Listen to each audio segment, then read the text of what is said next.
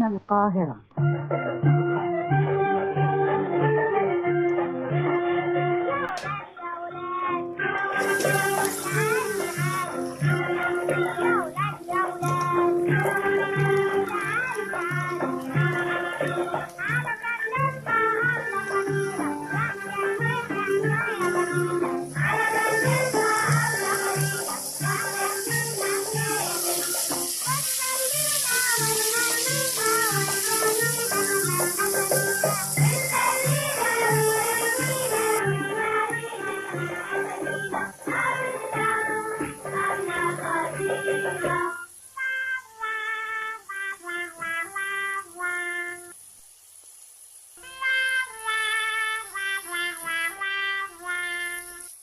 حبايب الحلوين، اللي يغلط لازم يقول على غلطته، وإن ما قالش هيشوف الويل في دنيته.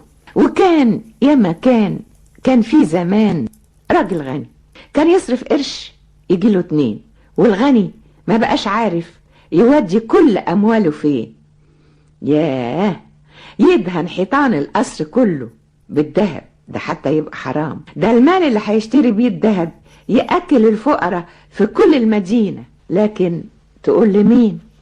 الغني عايز الناس تعرف هو غني قد ايه.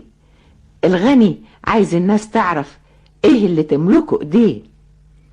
الغني قال ما تسألونيش عن السبب، الناس لازم تشوف مني العجب.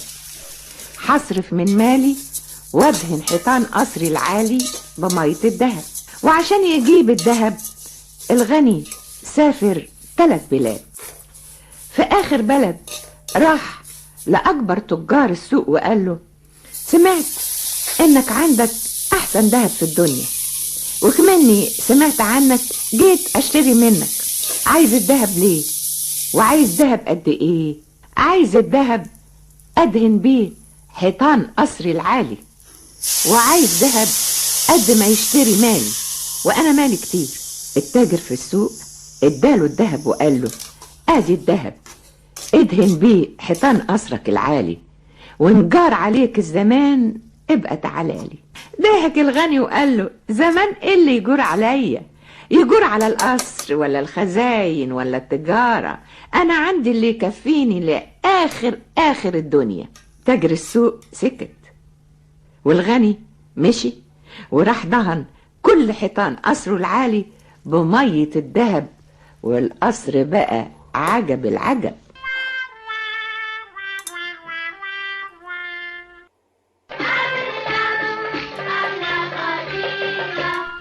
الغريب قبل القريب عرف الغني غني قد ايه، والغريب قبل القريب عرف اللي تملكه ايديه.